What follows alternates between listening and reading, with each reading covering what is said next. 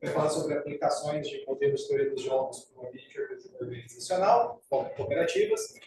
So, welcome, Professor, and the floor is yours. Thank you so much for your visit, and we're here to hear you. Okay, thank you. So it's nice to be here again. It's maybe 15 years ago that I was here for the first time, and the buildings are roughly the same. It's equally warm as 15 years ago, so that's nice to come from a kind of cold country.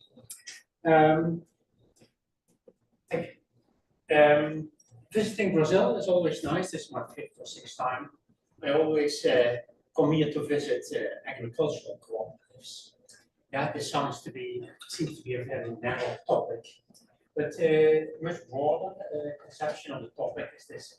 But this is about ownership of enterprises.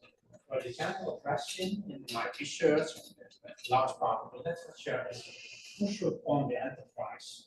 Are there many possible owners of enterprises? Workers could be owners of enterprises. Investors could be owners of enterprises. Suppliers, buyers, the government. Many possible parties, many possible stakeholders could be owner of an enterprise.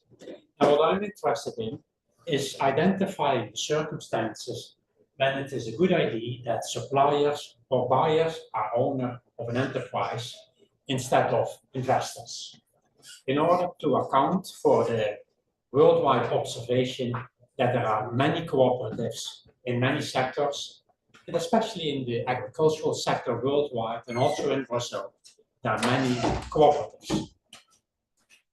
The standard perspective in economics to address cooperatives is the principal agent perspective, the complete contracting perspective. We see also incomplete contracting perspectives for explaining agricultural cooperatives. And what's common in these approaches is that a conflict of interest is highlighted between the various parties. What I now like to do today is to take a completely different perspective, because I think there are various observations that do not match well with this conflicting interest perspective. Yeah, conflicting interest is about we create value, say a value of 100, and then there is a kind of struggle about who gets which share of the surplus. Do you get a lot and I only a little bit? Do we do it 50-50 or another way? But this is,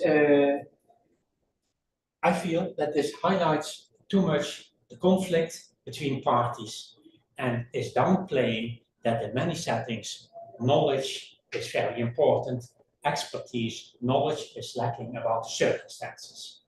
I say what I'm doing right now in this paper today is highlight attention, cognition of individuals and how this, how the governance of cognition in enterprises should or is allocated in enterprises that we encounter in the business world. So that is most informative about this title, Governance of Enterprises from a Cognition or Attention Perspective. The title is due to the back cover of a book. One of my children is not interested in economics or business at all. She's in art school and she reads all kinds of crazy books. And they're floating around in our house. And I saw one of these books. And on the back cover was this title. And I thought, okay, that is maybe a nice summary of this paper today, that it reflects or tries to capture that you may be knowledgeable about certain parts of the world. You light a candle on certain parts of the world, but there's also a shadow. There are parts of the world that you don't know. Every perspective, every cognition, every view of the world entails that you miss other parts of the world. Yeah, so that's a little bit the background of this this title, and you will see where this arises all the time. I play with where is the light of the candle, where is the shadow of the candle, and each person has a different light and a different shadow than another person. So let's see whether, yes, there we go. A very cool summary, if I had to reflect, to present you one slide, and this is the comparison that I made. I say I look at 3 different ownership structures, either a market setting, where you have a seller and a buyer, and the seller knows certain things about his world, the upstream world, upstream in the supply chain, and is a little bit less knowledgeable about intermediate stage and downstream stages of the world. And on the other hand, you have a buyer who's knowledgeable about his part of the world, the downstream, but lacks knowledge about another part of the world, the upstream part, and the intermediate stage. So this is in a market, this is maybe representative of a market setting. Now what I ask in this paper, the question is, when is it a good idea to allocate one cognitive unit to an upstream party as well as a downstream party, or what are the alternatives? You could have forward integration, and that's how I conceive many marketing cooperatives, output cooperatives, where the farmers own their own farm, but also own a downstream processing company. And the owners have strong incentives to learn about all parts of the world because they own a lot of assets. Yeah. So here you have 2 cognitive units, all allocated upstream, distinguish this state from that state, while they are very crudely, the farmers are not knowledgeable about what's happening, what's in the mind of consumers. And finally, there's the other possibility, backward integration. The consumers, the buyers, could own the upstream stage. And we also see these types of cooperatives called input cooperatives. Somebody joining, or did I push something wrong? Let me see. Okay, here we are again. So what's the innovation in this lecture today, in this paper, is we are familiar with these are non-cooperative games. Yeah, this is an extensive form in game theory, in non-cooperative game theory, where you have players, you have a farmer and a processor, and nature determining the state of the world. You have choices, there are payoffs, there is an information structure, information sets. Here are 3 information sets consisting of 1 node. Here's an information set consisting of 3 nodes, and there are rules of the game. Yeah, that's all present. Now, what's the big thing? So we are familiar with this from principal agent literature, asymmetric information, and so on. These information sets. What's the innovative idea in today's talk is that I assign here probabilities. I will specify a belief, yeah, was known as a belief in game theory, for the information sets consisting of more than 1 node. And it will capture the belief, the specification of the belief will capture the lack of knowledge. As a contrast to principal agent literature, especially the adverse selection, the hidden characteristics literature, what you have here, same as information set, what is usually the belief in a pooling equilibrium. The belief here reflects the state of nature. In a separating equilibrium, you assign a probability 1 over here, and the state can be identified in a separating equilibrium, and probability 0 over here. So usually you have in a pooling equilibrium the reflection of the probabilities of nature in the belief, or you have a separating equilibrium, you get a 0 or 1 very quickly. What I will do today is I capture the lack of knowledge by what's called the principle of indifference. And what I do here is I take as a belief the uniform distribution. Yeah. So instead of the probability distribution of nature or the 0, 1, I take another probability distribution, the uniform distribution. Yeah. To reflect that I know I'm somewhere over here, but I don't know, I lack the knowledge. And what to capture this shape, I assign to each node an equal probability in this information set. That's the logic of today's talk. And what's now the title? To light a candle, I'm able to identify the state. The shadow is I lack cognitive units, knowledge about the other states. Here is a shadow, and here a bias in decision making will result. Yeah? Due to the lack of knowledge and due to the information set, I have to take a decision. Yes, yes, over here, both has to be yes, or both has to be no. There will be only one action in the specification of a strategy to capture the idea of lack of knowledge, of lack of information, and the lack of knowledge is reflected, captured in the belief having a uniform distribution. I start with what I will do in this lecture. I will start first comparing this situation with this situation. What's the best decision maker with just one person?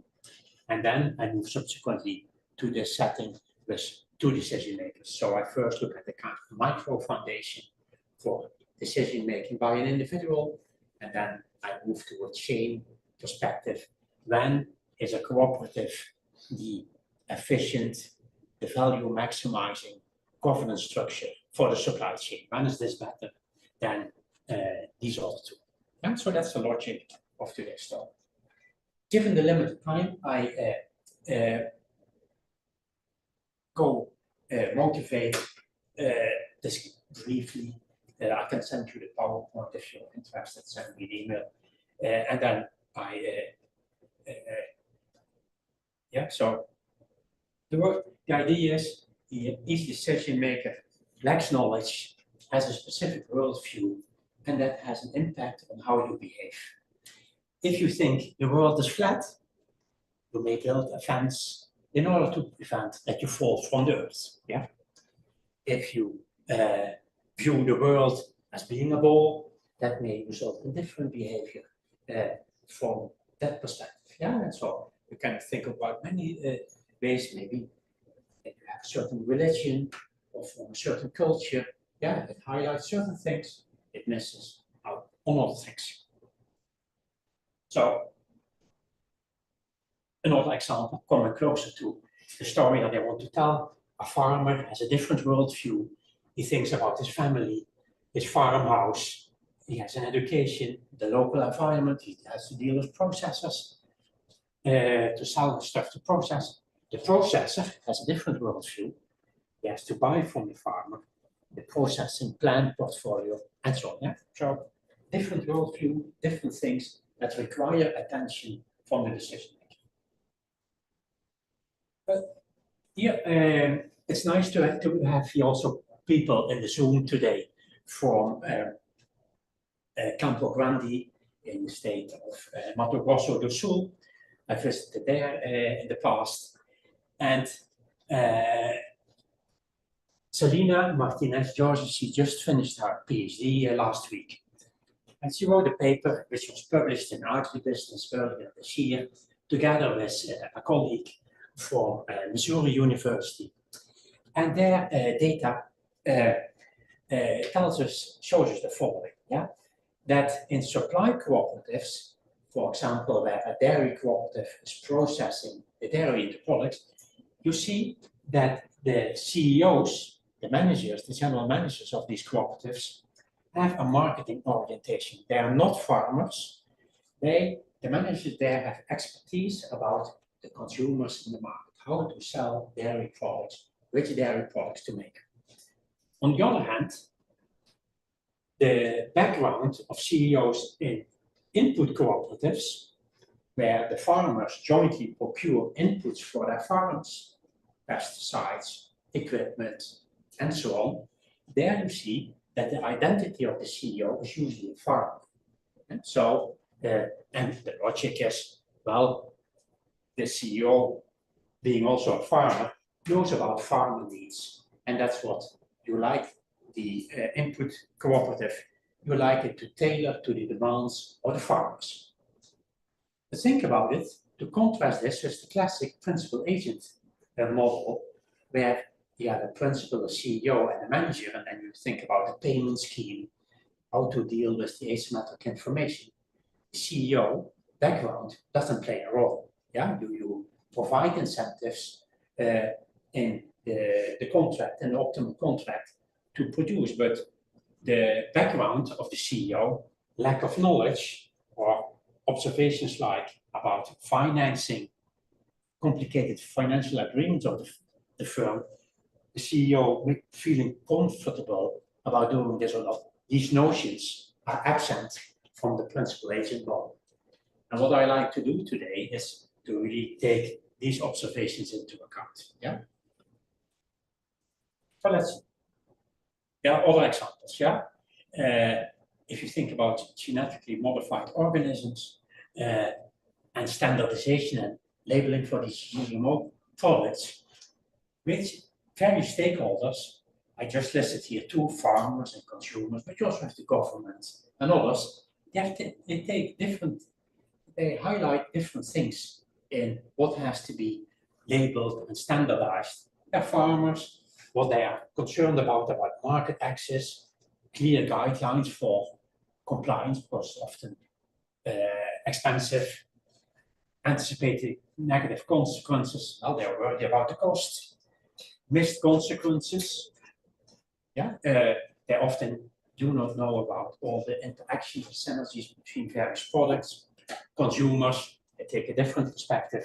Yeah, they like transparency. They're worried about maybe increases for food prices, but also misinformation. That's right.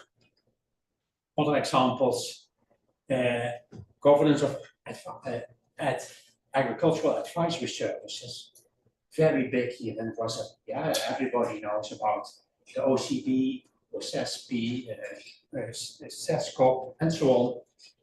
Big in terms of allocation of resources, very big in Brazil, but also worldwide. There are lots of agricultural extension services.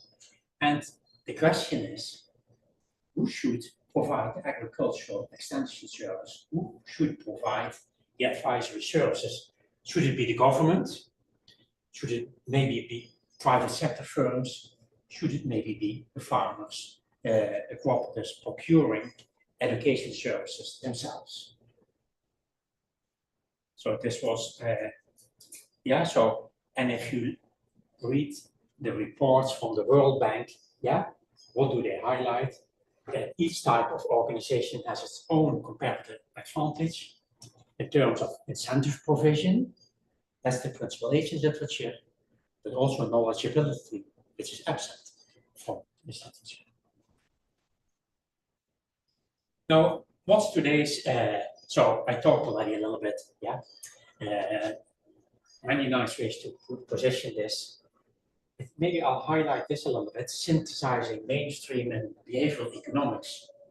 So nowadays, behavioral economics receives a lot of attention, but somehow psychological considerations are studied as being important for economic behavior. It is, but it seems to be completely detached, disconnected from mainstream economics. And what Aumann, a game theorist who won the Nobel Prize a long time ago, is saying in a recent article in Nature, well, how to kind of combine, how to synthesize these 2 approaches towards behavior.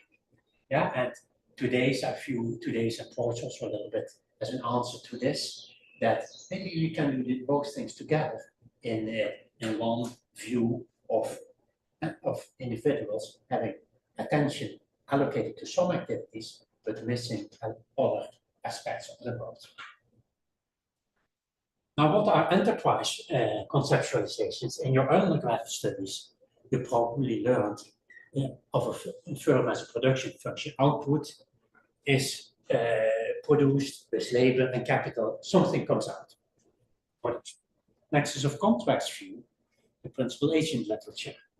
A collection of assets is a view that's the start of the incomplete contracting literature.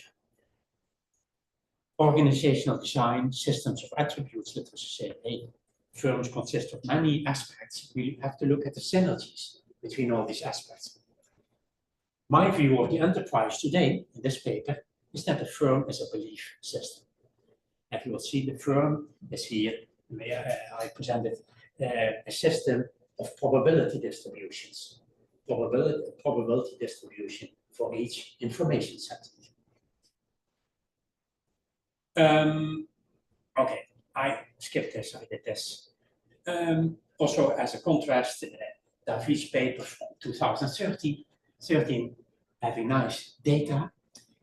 The conclusion was, hey, the data is not well explained by principal agent literature. Yeah, there is some misalignment, but the paper is not providing, the focus of the paper was empirical results, and that's fine.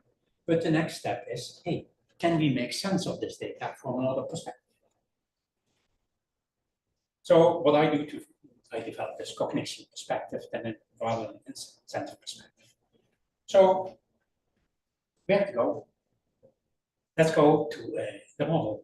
Yeah, so I like to know which governance structure creates the most value, which person should decide. Here's a very simple model. Yeah, this is the model of this paper. Yeah, very simple. There is, and this here, the model starts with one decision maker, and this decision maker can be in one of three situations. The situation, let me say, there is a business opportunity at the upstream stage in supply chain. So at the farm, maybe it's a good idea to invest in drones, and maybe some new irrigation technology or whatever. Another possibility is that an investment opportunity arises at the intermediate stage, maybe in terms of trucking, transportation, whatever. There are also many opportunities in a supply chain. And finally, downstream, product differentiation, processing plants. How are you turning, for example, milk of the cows into products? Many things are possible. Say the Dutch dairy cooperative, Friesland Campina, is able to take 200 ingredients out of milk. 50 go to dairy applications, but 150 of them go to medical applications. Yeah, so many also business opportunities over here. And now what I do say, very simple, the decision maker has to make a decision regarding each of these states, what to do. You can say, I decide here, yes, and I receive value A, no, I receive value 2. Similar here in the middle, 1 or 0, and finally B or 6. And the model, the paper looks at various values of A and B, who should be the efficient decision maker. Now here it's easy, here's complete information. If you are here, you decide yes when A is larger than 2, you decide no when A is smaller than 2. Over here in the middle, just to make it as simple as possible, yes is always the best decision. 1 is larger than 0, and finally B versus 6, yes, is best when B is larger than 6. So these are the players, the choices, the payoffs, the probability distribution of nature. And what I know, what's still lacking here is the information structure and the beliefs of the decision maker. What I now will do, and what's the innovative part of this paper, I say, well, I want to capture lack of knowledge, so I partition the state space into 2 subsets of states and assign to each subset of states a uniform distribution. So here is, what is a cooperative? Yeah, here it's a farmer who's in charge, and the farmer has here, he knows when he's here, uniform distribution assigns probability 1. The farmer knows his probability 1 that she's in this state. But if she lacks, if something happens at the intermediate stage of downstream, He doesn't know where the opportunity is. Principle of indifference, capturing lack of knowledge. I say it's 0.5, the farmer believes he's here, 0.5, he believes he's there. While the actual distribution is here 1 minus alpha minus beta and beta, yeah? But this is not necessarily 1/3, 1/3. Can be anything. Every possible probability distribution is here captured by the alpha and the beta. So in terms of thinking about partitioning, we say, hey, I partition the state space in 2 subsets of states. State U, a subset consisting of 1 state, and here the other states, 2 states merge in another subset. And this logic can be applied to accounting. How do you design an accounting scheme? What do you highlight in your annual account? What not? It is, yeah, but here I provide a setting in agricultural supply chain. And the belief system, yeah, is here uniform distribution with just 1 realization of the stochastic variable. Yeah, it's probability 1, 2, and here it's 50-50. What's now the driving force in this model? This 0.5, 0.5 differs from 1 minus alpha minus beta and beta. Yeah, that gives the shadow, the bias in behavior in this by this decision making. Now, what's the investor-owned firm, the processor being downstream? Well, same logic, but a different partition. The partition is now, I identify this state, and I identify this subset of states, and I assign there a uniform probability distribution. The belief system specifies here for each information set a probability distribution. There are here 2 information sets. This is the first information set. Here, this uniform distribution set. Here is another information set consisting of just 1 node. Yeah, and there the uniform distribution is very easy. Assign, yeah, probability. All right. So now this is the model. Now everything that follows. Yeah, if you understand this, then you understand all the other slides. Yeah. Now how to go about it? You maximize expected profit. So think about again to position this paper. Expected payoff is really always probability times value. What is principal agent literature doing? It is changing the value, yeah, for the payments. Principal agent theory designs the payoffs, a good incentive compatible contract that is accepted participation constraint by the agent. What I do here today, nothing about the payoffs. I play with the probability part, the expected, yeah, expected payoff, probability times payoff. I change with the probability distribution in order to derive results. So, what's the efficient governance structure? Should the farmer decide? So here, the farmer or the processor. Which one of the 2 is best? Which one of the 2 creates most value? Okay, what I do, let's go to surplus loss in the governance structure. What is bad? What is the loss of value by the farmer? Where does the farmer make mistakes? Well, it's about the information set consisting of the nodes, the I and the D node. Yeah, there you have the 2 states. He thinks the world is according 0.5, 0.5, while the world is a little bit different. The downstream state occurs with probability beta, the intermediate state with 1 minus alpha minus beta. So here we go. For this cooperative, what are the biases? Yeah, what's the endogenous bias in this model? If B is large, if B is larger than 6, then it doesn't matter. Yeah, then if B in this model is larger than 6, then the farmer always takes the best decision. Here he automatically takes the best decision because he has complete information. He chooses R when A is larger or equal to 2.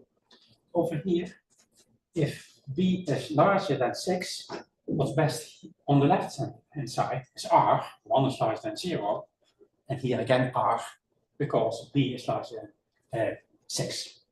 That's fine. Then the cooperative, the farmer is obviously best decision maker. We'll change the B a little bit, and then that's where the model becomes interesting.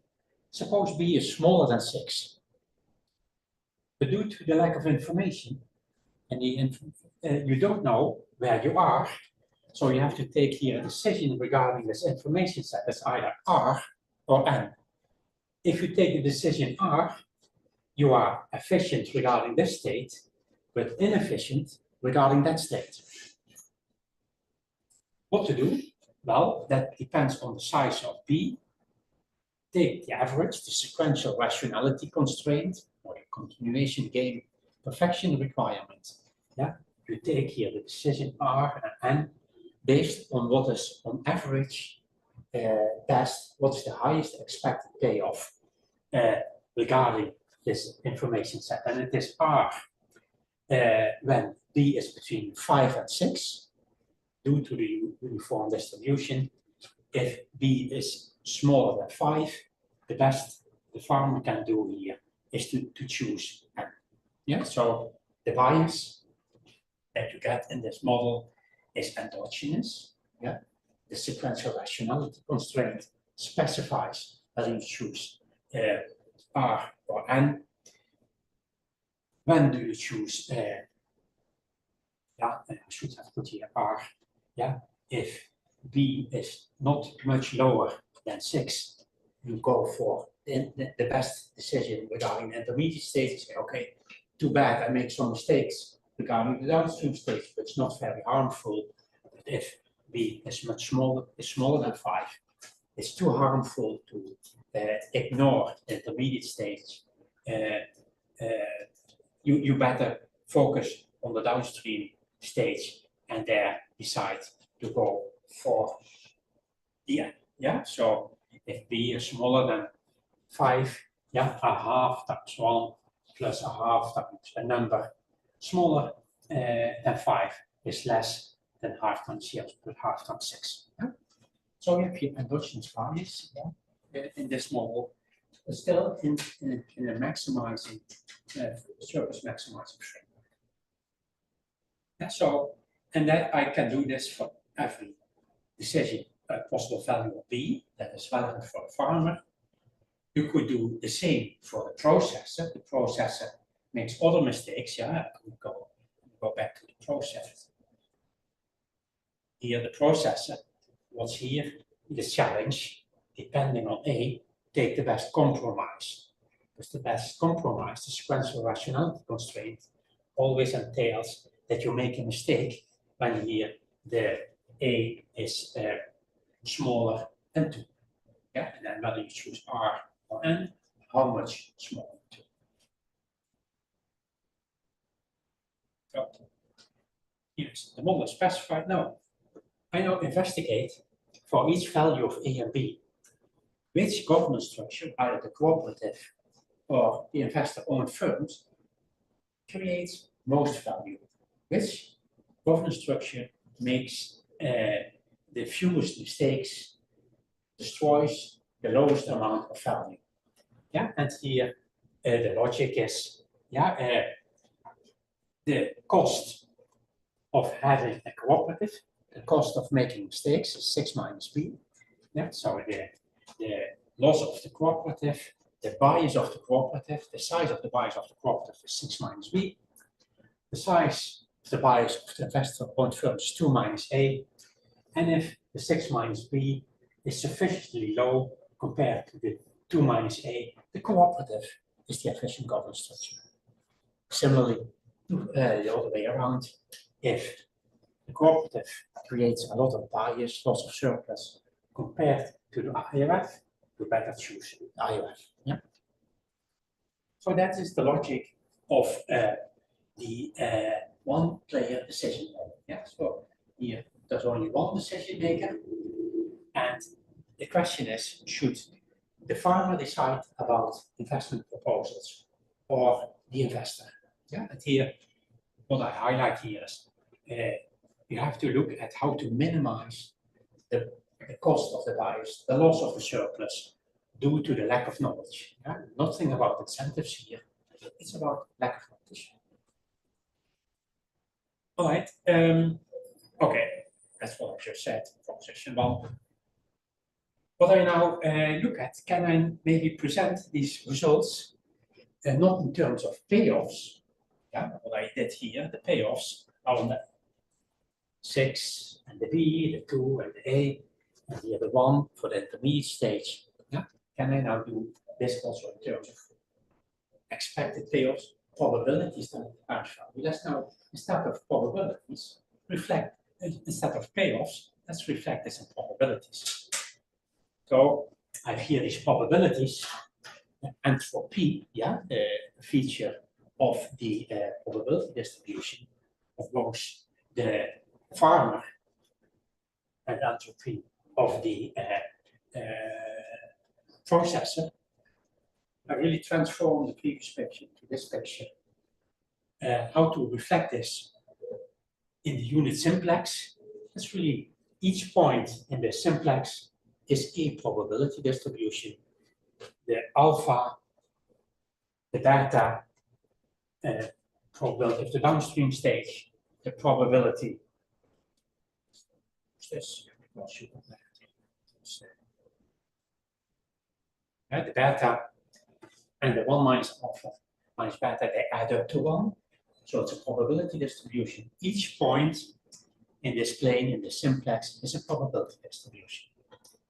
Now, let's look at where is the efficient governance structure in this unit simplex. If alpha, the downstream stage, the likelihood of the downstream stage is high, it should be the farmer. Yeah, the farmer is knowledgeable about that state. So here, the bottom left, the cooperative is the unique efficient governance structure. If beta, the probability of downstream stage is relatively high, yeah, it should be the investor-owned firm is the process should own the enterprise when it creates most value. If the intermediate stage is important, it doesn't matter. Yeah? And here these dotted lines reflect the sequential rationality constraints and so on. Yeah. So here,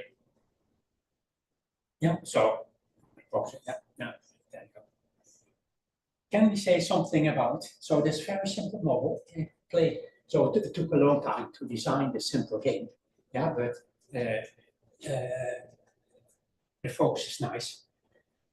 So what's the surplus loss? So from principal agent literature, we know, yeah, there's a loss due to asymmetric information. And you try to redesign the contract to minimize the asymmetric information. But here there's asymmetric information, surplus loss due to asymmetric relation, and the lack of knowledge. And the lack of knowledge is due to there being a difference between the probability distribution of the state of nature and the uniform distribution, the belief of the players. So what I'm now going to look at is first look again at this game again, but instead of having as beliefs half, half, I have here beliefs like in a pooling equilibrium, yeah, that the beliefs here reflect in this information set, reflect here the probability distribution of names. Yeah, so this together is 1 minus alpha, and what's today? Yeah. So I look now what's decided here, what's the value created in this case. Then I look at the total loss of surplus that I've seen before, look at the difference, and the difference is the lack of knowledge, the loss due to the lack of knowledge. Now, so here you have the loss due to asymmetric information. Beyond a certain here entropy, you get loss due to lack of knowledge. Yeah, and so here we specify the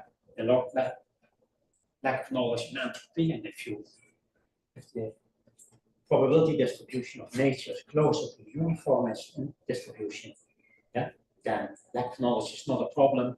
But very simple, yeah, if you're further apart, if what you believe is really wrong, stupid, far away from what's the true world, then they have also lost to lack of knowledge. So here, now let me. So I have here a number of applications. Yeah, this is about the member CEO. Yeah, that I talked about in the beginning. Yeah, does the CEO in a cooperative, should it be a farmer, or should it be somebody with an MBA degree? There's no farming background. And here the logic is, well, the partition, yeah, of the decision maker matters for decision making. Let me, so there are lots of examples here. Let me just illustrate, mention one example next to the CEO example that I encountered recently when I was visiting a huge flower cooperative in the Netherlands called Flower Holland. And this flower cooperative decided to invest in a platform, a digital platform, to sell their flowers next to the auction. And this flower platform, digital platform was quite expensive. Yeah, it was 100 million euros. So in terms of, you have to multiply it with 6 to have reals. So 600 million reals was the investment. So it took a while to decide, but they decided to do that. But now who's running the platform in this cooperative? Farmers are not knowledgeable about how to program and design this platform. These are all IT experts and engineers.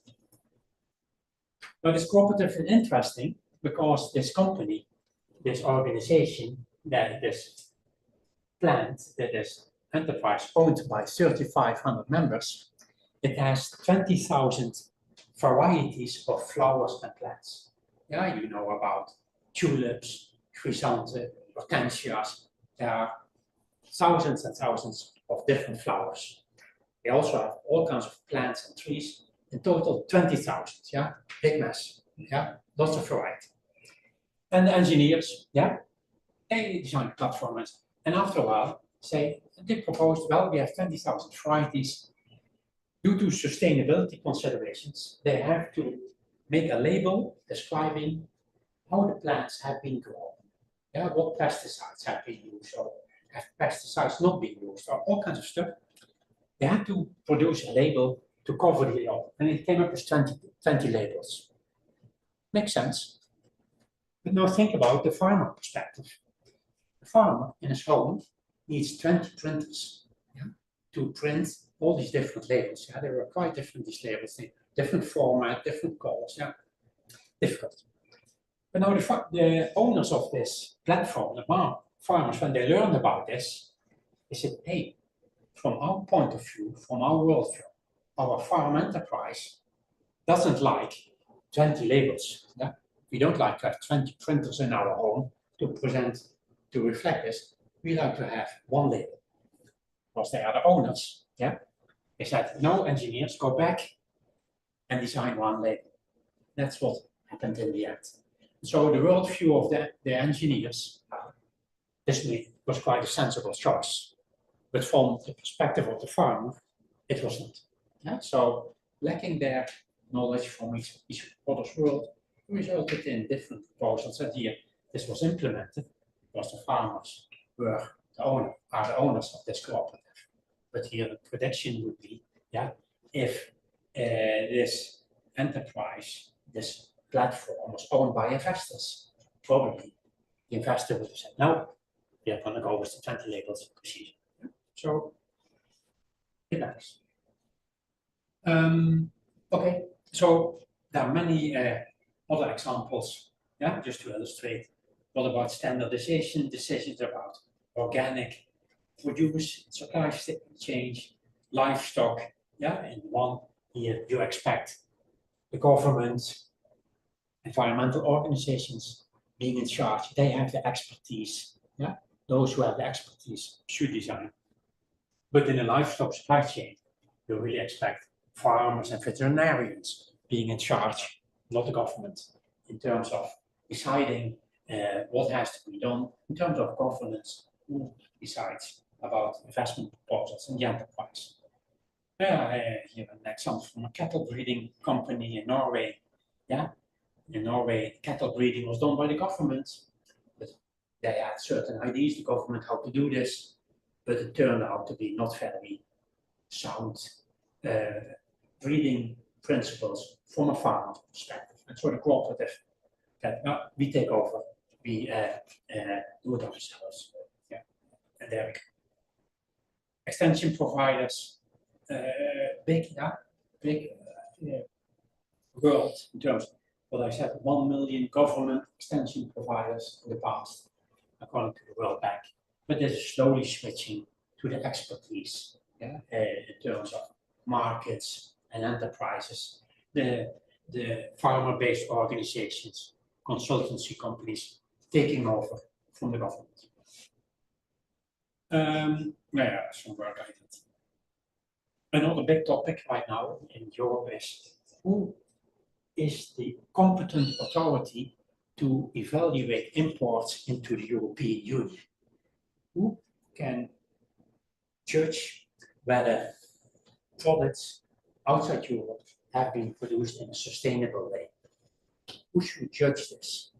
Yeah, and here the logic is, well, or the question is, who's the competent authority? And this model predicts, it's no principal agent logic, but or an expertise logic to explain who should be in charge. Now here, the same logic really applies to now looking at, I have about 2 minutes left, so that's all I do. The same logic applies to a supply chain where you have different parties. So what I basically have analyzed here is having one party decide like this, the other party decide like that. And instead of A and B, I now also have here a C and a D, different values. What I'm going to do, or what I will do in the remainder of this paper, we have analyzed this. It was a very cumbersome job. So, on the other way, the co-author, the PhD student, has analyzed this. It took 72 pages in an appendix. Now we're simplifying, and now what we do is we just compare to communicate our logic. Just these two cases, that's sufficient. Yeah, the forward integration is the market, and the same logic is extended to that setting. If you are able to now again, in terms of we highlight the governance structure, the efficient governance structure. It is the governance structure that minimizes the loss of surplus. The governance structure that minimizes the errors in decision making due to lack of knowledge. Then again, so now the question is how to allocate in an efficient way 2 cognitive units. Yeah, do you all assign that allocate upstream, or 1 upstream, 1 downstream in the market, or all downstream in an input cooperative? And so big mess, surplus loss, or forward integration for the various values, the D and C. We do this the same, but now we have B and C for the market. Again, compare this for all possible parameter values. Distinct manner, so to give you an impression that this is cumbersome to do. It is not intellectually challenging, it's just cumbersome to do. Summarize a little bit, get this picture when a certain error. So we say, hey, we have here a prediction. Here on the top left, we have forward integration, minimizing the errors in decision making. Here's the forward, the cooperative. Here is the market. And there we can again do this in terms of the probability distribution. The flip side of the payoff picture is here, the probability distribution picture. Again, a similar, here of course, a similar pattern, a certain area, forward integration or market integration. And then again, more of the same. Again, applications. Cattle breeding cooperatives are a nice example. about Brazil, yeah, so I was visiting with Davi a number of enterprises, but also government organizations in the last week. And what I noticed that there is in Brazil a lot of money dedicated to extension programs for agricultural enterprises, so for cooperatives, training programs, education programs for farmers, in general for cooperatives specifically, employees of cooperatives. And the question is it a smart idea that the OCB, SASCOP, SUNAR, and so on, all these organizations do all this education? Yeah. Is this a good way of spending all this money, billions and billions of reals? What's the efficient allocation of training budgets for supply chains in Brazil? And here, out of this model, there comes some advice about when this is a good idea or not a good idea. There are cattle breeding cooperatives where cooperatives, farmers own breeding laboratories, yeah, of new pig species, cattle species, and so on. Is it done by investors or by farmers? You see both to illustrate this. And so here cooperatives in Brazil, they pay 22.5% of their annual payroll as a tax to finance educational and training programs and lobbying activities. Is this a good idea? Yeah. OCB, lobbying, and legislation advice, and so on. But then you also have SASCOP and SUNAR providing training to farmers, employees. Is this a good idea? Yeah. Should not cooperatives themselves organize, spend, instead of paying 2.5% tax? Should they not be allowed to keep this tax and organize the training themselves?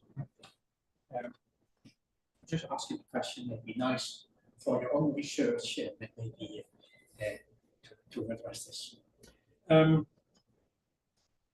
So 3 areas: training, lobbying, and the social education program. So I thought, I don't know much about Brazil, so I thought I asked ChatGPT. Yeah, is there maybe some insight about how this money, all this 2.5% tax is spent? ChatGPT, you say, no, I don't know. Yeah, this is, but also an advice about what to do. Yeah, so ChatGPT is saying this information should be around, but you have to look into the annual reports of SASCOP to see for each sector how the money is spent. This model predicts how the money should be spent, but spent between sectors should differ. Where is the training and education needed? Well, I also asked ChatGPT, can you predict how the spending of the budget will differ across sectors?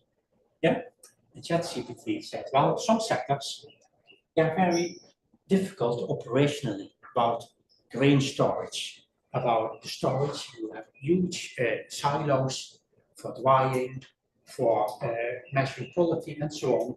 Logistics, there the budget may be allocated more to the processors in the supply chain. Whereas in other sectors, dairy, coffee, most of the money may go to the farmers. So that's an hypothesis, a proposal about maybe empirical research to be carried out by one of you to check whether the logic of this model makes sense. Okay, so to summarize, the conceptual contribution of this paper is that the enterprise is viewed as a belief system, not as a nexus of contracts, not as a production function, not as a collection of assets, but as a collection of probability distributions. And in terms of the language of non-cooperative game theory, especially perfurbation equilibrium, then I say I view here the firm as a belief system. And in terms of standard mainstream economics and behavioral economics, I present here a cognitive theory which provides a unified account approach towards biases and regular and behavior regarding things you know. So that's it for today. A little bit short. I hope you got the message from this approach.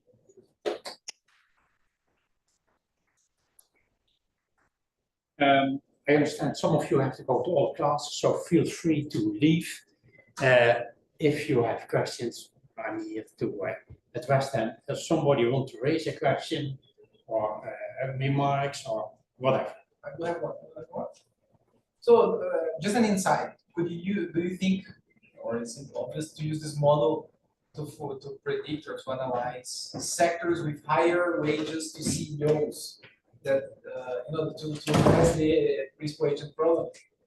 Depending on the structure of knowledge that a CEO adds to the company, then you predict tech CEOs should have a higher wage because it's a sector where the information differential is bigger, so they will have a large bargaining power. Is that an application you have in mind, or was within what you already did?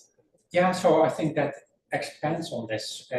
What I said is Grashuis, Martinez George's paper about the CEO identity. Yeah. That's even more drastic.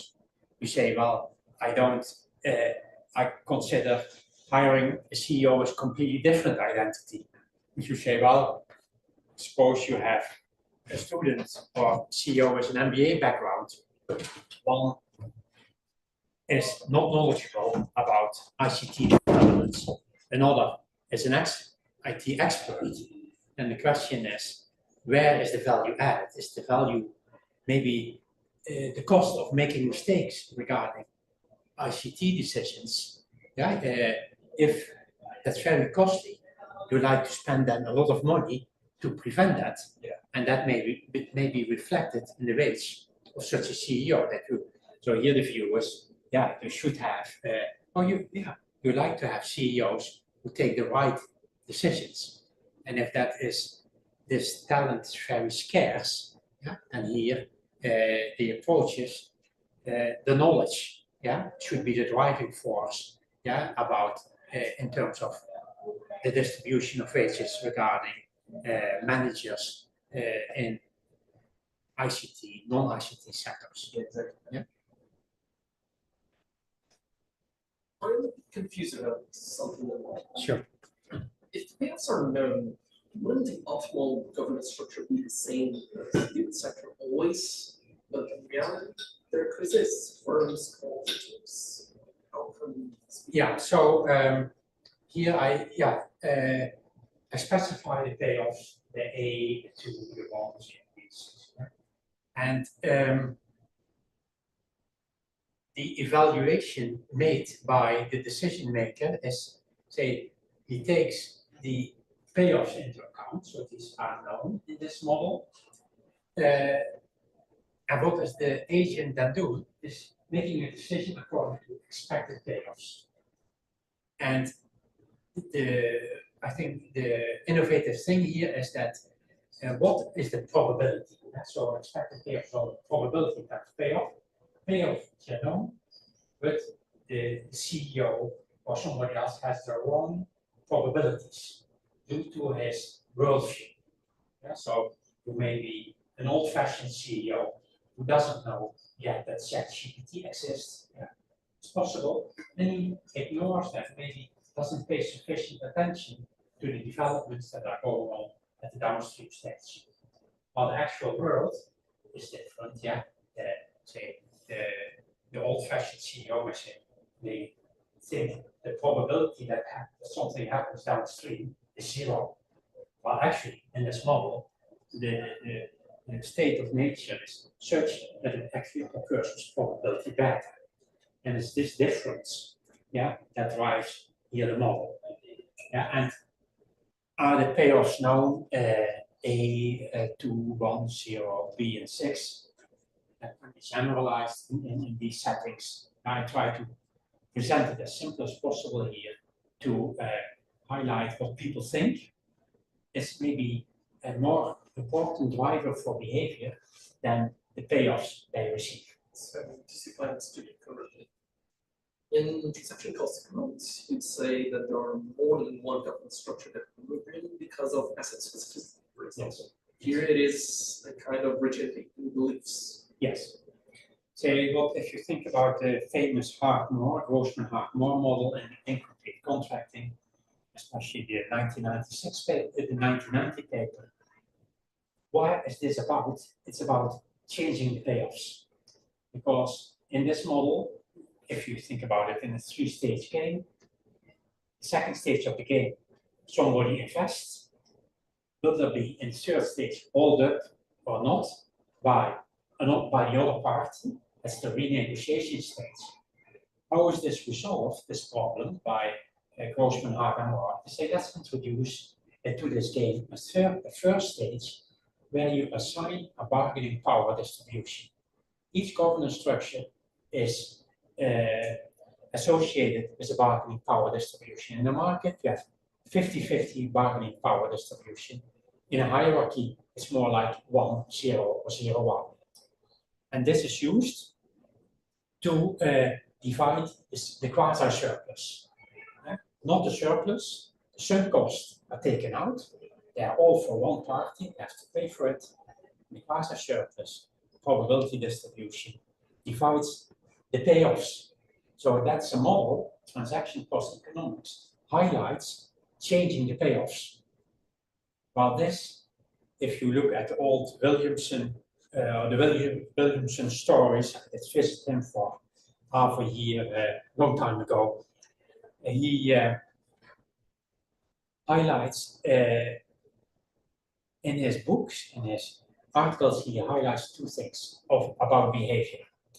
Opportunistic behavior is self-interest, opportunistic behavior on one hand, and that's where all the analysis that he's doing is highlighted. But the other thing that he highlights in his description is bounded cognition. But in his analysis, in his books, and in subsequent research, the cognition part is not addressed. It's hardly addressed. Contracts are incomplete, but the incompleteness due to bounded cognition is not modeled. Well, it's always about changing payoffs, the bargaining power distribution. While here, I do the opposite. I say, I like to reflect the bounded cognition, and I do it here by the worldview, the belief system, capturing that people may have their own belief due to their background, due to their education, maybe due to genetic variation. Some people are smart, and so on. That's where the big difference is. I would say here is the object, the analysis highlights the belief system, whereas principal agent theory and complete contracting highlights payoffs. I hope that clarifies. Once again, thank you so much. Okay. It's a pleasure to do. Good.